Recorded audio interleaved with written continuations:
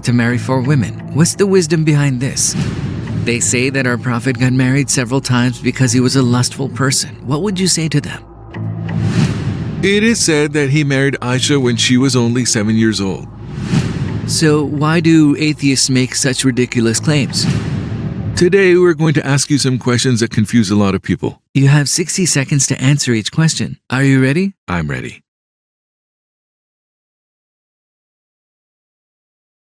Polygamy exists in Islam. Every man has the right to marry 4 women. What's the wisdom behind this? Before Islam, there was polygamy with more than 4 partners. Islam limited it to 4. Although the number was diminished and reduced to 4, only 1 is recommended. So 4 partners are allowed but not mandatory. But only 1 marriage is recommended. I'm more curious about the wisdom behind this issue. What's the wisdom behind that? Think about it this way. The male and female populations are very close to each other in the world right now. But this was different throughout history. And numbers differed in various regions. So when a woman says she's going to marry a man, there's a basis for this at the moment. But in major wars such as World War II, and there were many wars during the period of our Prophet lived. As you know, in wars, many men die, but many women survive. If we think about it in this context, a woman cannot marry a man. However, if a man takes 2 or 3 women under his protection, that woman could have a husband. What happened in this context? Islam allowed it. But when you look at the Islamic community under normal conditions, maybe 95% of the community prefers monogamy. Also, yes, the male and female populations are close to each other in the world. But this is not the case in all parts of the world. In some regions, men are limited, women are abundant. And in such cases, in such places, or in times of war, people prefer to use this permission to have more than 1 partner. So, what do you think about the practice of polygamy nowadays? Currently, polygamy is practiced more in non-Muslim communities. For example, according to data from the United States, 57% of men in a relationship are cheating. So, polygamy already exists. Do you know what I mean? Islam has limited it, but someone who has illegitimate relationships does not have a limit of 4. I said 57%. This is a serious number. I would also like to add this. It's not like I've been married a lot. I have many wives and sunny days. This is a complicated thing to manage. You have to treat all of them fairly, even though polygamy seems cool and comfortable. On the contrary, because you have to be very fair, it's not an easy thing to manage. Please, let's not forget that Islam has allowed polygamy, but only a single marriage is recommended. They say that our Prophet got married several times because he was a lustful person. What would you say to them? I mean, it's so irrelevant. Now, we do not know at what age our Prophet entered puberty. Let's say 13. It usually happens a little earlier, as it is hot in the Arabian Peninsula. From the age of 13 to 25, our Prophet never got married. So how many years in total? 12 years. If he was someone who had a problem with lust and sexuality, could he be able to stay single until that age and marry a 40-year-old woman when he was 25 years old with Khadija? You know that Khadija is someone who got married before. Does that sound logical at all? A lustful person who is into sexuality getting married to someone who has been married before and is 40 years old? Fine, what you say makes sense. But what about his other marriages? Now, our Prophet remains married to Khadija and has multiple marriages in the last 10 years of his life. That is, a few years after Khadija's death, his polygamous life begins. And there's a lot of wisdom behind these marriages. And except for one, all of them are people who have been married before. Some have children. As for their age, a 50-year-old, a 53-year-old, a 55-year-old. For example, our mother Salama is 65 years old and has 4 children. Our Prophet is married to her. So when you look, if he was lustful, what would happen? All of the marriages of our Prophet would be with young women. So why did he get married that much? What was the need for so many wives? It has so many merits. First, it is strategic. It is political. You probably heard it in history books or movies. What happens? A monarch takes the daughter of another community. And then what happens? Peace is settled between them and they do not enter into war with each other. Our Prophet too married women from other tribes and communities to achieve peace. There's also a second wisdom, which is the Tahirat school. In other words, our Prophet had Maktab Sufa, first Islamic school for men with science students among men. And Tahirat is composed of their wives in the Blessed House.